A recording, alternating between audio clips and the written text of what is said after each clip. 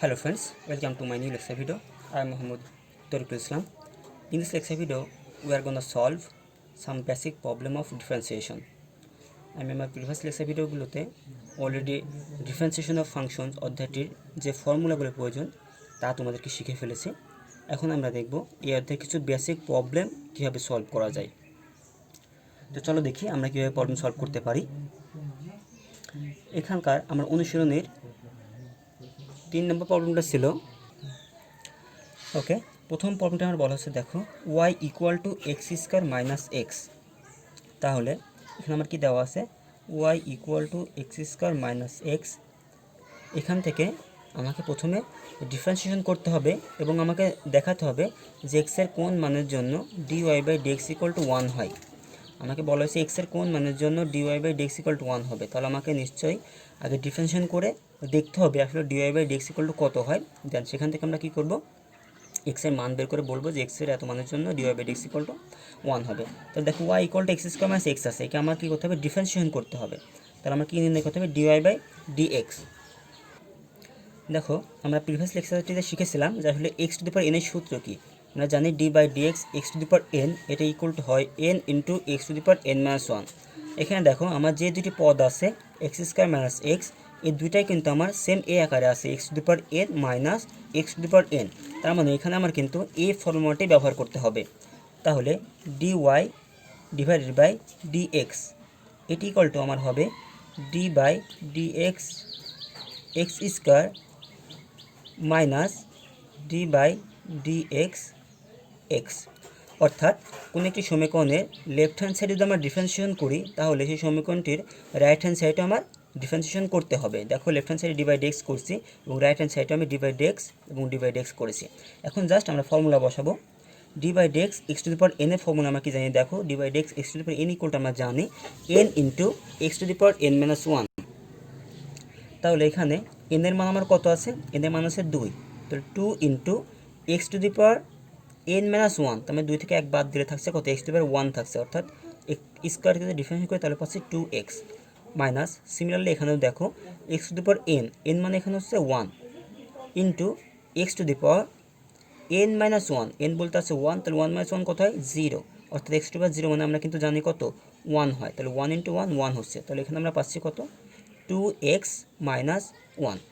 এখন দেখো আমাকে বলা হয়েছে যে এক্স এর মান কত হলে dy by dx equal to 1 হবে। অর্থাৎ এর মান 1 হবে এক্স এর মান কত হলে। তাহলে প্রশ্ন মতে দেখো 2x মাইনাস 1 এটা ইকুয়াল টু বলে দিয়েছে কত 1। তাহলে এখান থেকে আমরা যদি ক্যালকুলেশন করি তাহলে 2x ইকুয়াল টু হয় 1 তো দিকে আসে মাইনাস 1 কে পার করে দেবে হয়ে যাবে প্লাস 1, তাহলে 1 প্লাস 1 হয়ে যাবে 2। তাহলে বা x ইকুয়াল টু হবে কত 1, 2x ইকুয়াল টু 2, অতএব x ইকুয়াল টু হচ্ছে আমার 1।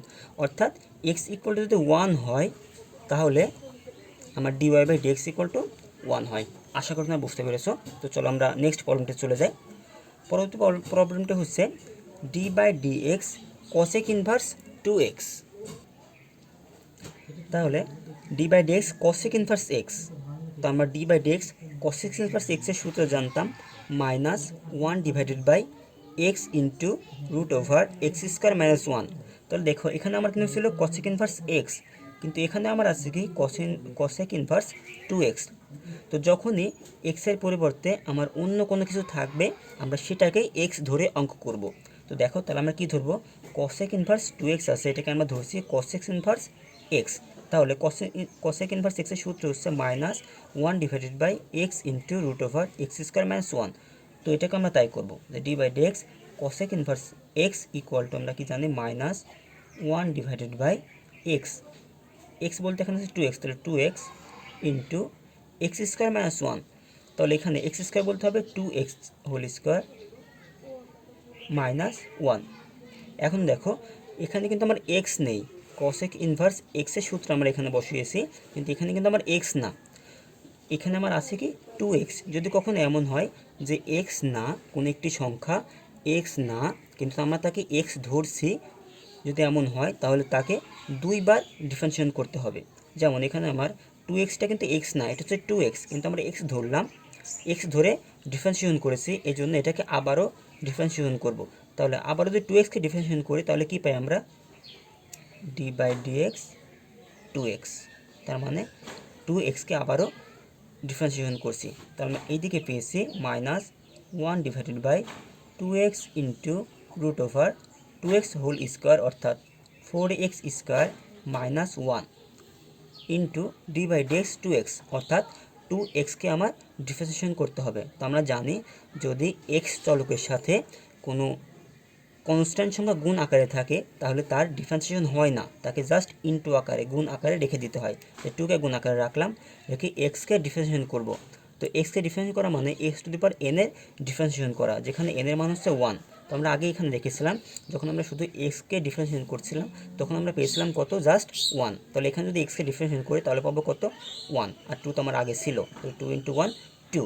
তাহলে এই 2কে আমরা যদি আগে নিয়ে চলে আসি বা 2কে যদি 1 সঙ্গে গুণ করে দিই তাহলে এই মাইনাস 2 এবং 1 গুণ করলে 2 2কে 2, আর নিচে আমার থাকছে 2 into 2x into root over 4x square minus 1। এখন দেখো এই 2 আমি আবার কাটতে পারি, তাহলে এটা ইকুয়ালটা আমরা -1 divided by root over 4x square minus 1। আশা করি তোমরা বুঝতে পেরেছো। তো চলো আমরা পরবর্তী প্রবলেমটি সলভ করে ফেলি। এখানে আমার বলা হচ্ছে s equal to ut plus half ft square. এখানে কিন্তু আমার সেম সূত্রটি লাগবে, d/dx x two the power n, এটা equal two n into x two the power n minus 1। তাহলে আমাকে কী করতে হবে, ds/dt নির্ণয় করতে হবে। দেখো এতক্ষণ পর্যন্ত আমরা dy/dx বা যে কোনো অঙ্কের আমরা কি করছিলাম, এক্সের সাপেক্ষে প্রবলেমটিকে অন্তর্গ্রহণ করছিলাম বা ডিফারেন্সিয়েশন করছিলাম, কিন্তু এখন আমার করতে হবে কার সাপেক্ষে, টি এর সাপেক্ষে। তার মানে এখন আমাকে টি মানে ধরে নিতে হবে, টিটা হচ্ছে এখানে এক্স। ওকে, তাহলে আমার এস ইকুয়াল দেওয়া আছে, আমাকে নির্ণয় করতে হবে ডিএস ডিভাইডেড বাই ডিটি, অর্থাৎ টি এর সাপেক্ষে আমাকে ডিফারেন্সিয়েশন করতে হবে। যদি টি এর সাপেক্ষে ডিফারেন্সিয়েশন করি তো টি এর সঙ্গে যে থাকবে, টি ব্যতীত যদি অন্য কোনো চলক বা ক্যারেক্টার বা সংখ্যা যাই থাকুক না কেন সেটাকে আমরা ধরে নেব সেটা একটি কনস্ট্যান্ট সংখ্যা। তাহলে এখানে দেখো টি এর সঙ্গে ইউ গুণ আকারে আছে, তাহলে ইউকে আমি ধরতে পারি কনস্ট্যান্ট সংখ্যা। তো আমি বলেছিলাম যে চলকের সঙ্গে কখনো কোনো কনস্ট্যান্ট সংখ্যা থাকে তাহলে সেটাকে আমরা কী করবো, আগে গুণ আকারে রেখে দেবো, দেন জাস্ট চলকটিকে ডিফারেন্সিয়েশন করবো। তাহলে d/dt টি, অর্থাৎ টিকে ডিফারেন্সিয়েশন করলাম আমরা, প্লাস এখানে আমার কনস্ট্যান্ট সংখ্যা আছে কি হাফ এফ, তাহলে হাফ এফকে আমরা রেখে দেবো কনস্ট্যান্ট সংখ্যা, জাস্ট টি স্কোয়ারকে ডিফারেন্সিয়েশন করবো, তাহলে d/dt টি স্কোয়ার। ওকে, এখন দেখো ইউকে রাখলাম, রেখে d/dt টি।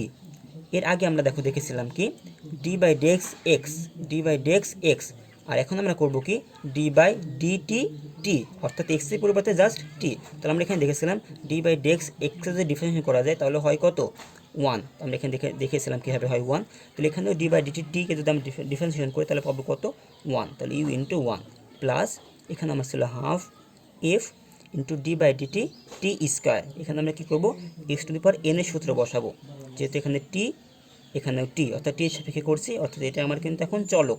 তাহলে যদি আমি টি স্কোয়ারকে অন্তর্করণ করি তাহলে আমরা জানি এক্স টু দি পাওয়ার এনকে অন্তর্করণ করলে হয় এন বলতে এখানে 2 into x to the power n minus 1, অর্থাৎ টি টু দি পাওয়ার 2 মাইনাস 1। তো 2 থেকে 1 বাদ দিলে কত হবে, আমার 1 হবে। ওকে, তাহলে আমরা কত পাচ্ছি দেখো, ইউ প্লাস, দেখো এই টু কাটা যায়, তাহলে আমরা পাচ্ছি কি ইউ প্লাস এফ টি। আশা করি তোমরা বুঝতে পেরেছো। ওকে, এখন যদি আমরা পরবর্তী প্রবলেমটি সলভ করি তাহলে দেখো d/dx sine root x equal to কত। তাহলে আমরা কিন্তু আগে শিখেছিলাম যে d/dx sine x equal to হয় কজ এক্স। তো এখানে দেখো d/dx সাইন এক্স নেই, তবে সাইন রুট এক্স আছে। তাহলে যার সঙ্গে মিলবে আমরা তার সঙ্গে তুলনা করে কিন্তু একে ডিফারেন্সিয়েশন করতে পারি। তো d/dx সাইন রুট এক্স, এটি ইকুয়ালটা আমরা কি লিখতে পারি, আমরা জানি যে সাইন এক্সকে যদি ডিফারেন্সিয়েশন করা যায় তাহলে হয় কজ এক্স। একইভাবে সাইন রুট এক্সকে যদি ডিফারেন্সিয়েশন করি তাহলে আমার হবে কজ রুট এক্স। দেখো আমরা কিন্তু এক্সের সঙ্গে রুট এক্সের তুলনা করে ডিফারেন্সিয়েশন করলাম, কিন্তু এটা কিন্তু এক্স না, এটা হচ্ছে রুট এক্স। তো আমি বলেছিলাম যদি আমরা কখনো কোনো সংখ্যাকে বা কোনো চলককে এক্সের সঙ্গে তুলনা করে ডিফারেন্সিয়েশন করি কিন্তু সেটা যদি এক্স না হয় তাহলে তাকে দ্বিতীয়বার আবারও ডিফারেন্সিয়েশন করতে হবে। তাহলে একে আমরা আবারও ডিফারেন্সিয়েশন করব, তাহলে d/dx রুট এক্স। ওকে, তাহলে এখন দেখো কজ রুট এক্স থাকলো আমরা জানি যে রুট এক্সকে ডিফারেন্সিয়েশন করলে হয় 1/2 রুট এক্স, অথবা আমরা ভেঙে করতে পারি যেমন যে d by x root x অর্থাৎ x to the power half. তাহলে আমরা জানি যে x to the power n এর সূত্র কী হয় সেটা আমরা জানি যে x to the power n সমান আমরা জানি n into x to the power n minus one. N বলতে হাফ, হাফ থেকে যদি ওয়ান বাদ দিই তাহলে আমরা পাবো মাইনাস হাফ। তার মানে x to the power half মানে আমরা জানি কি যে কোনো কিছুর পাওয়ার হাফ মানে তার উপর রুট হয়ে যায়, এটা যেহেতু মাইনাস আছে তার মানে এটা নিচে চলে আসবে। তাহলে cos root x into 1/2 x to the power half. X to the power half মানে আমরা লিখতে পারি কি রুট এক্স, যেহেতু মাইনাস আছে তার মানে আমরা জানি কোনো কিছুর পাওয়ার যদি নেগেটিভ হয় তাহলে সেই সংখ্যাটা কোথায় চলে আসে, নিচে চলে আসে। তো x to the power half নিচে চলে আসলো, আর আমরা জানি কোনো কিছুর পাওয়ার যদি হাফ হয় তাহলে তাকে জাস্ট রুট লিখে দেওয়া যায়। ওকে, আশা করি তোমরা বুঝতে পেরেছ। ওকে, আমি আমার ভিডিও লেকচারটিকে আর লং করতে চাচ্ছি না। আমি চাচ্ছি যে আমার পরবর্তী লেকচার ভিডিওতে আমি পরবর্তী যে প্রবলেমগুলো আছে সেগুলো সলভ করে তোমাদেরকে দেখাবো। তো এতক্ষণ আমার সঙ্গে থাকার জন্য ধন্যবাদ। আল্লাহ হাফিজ।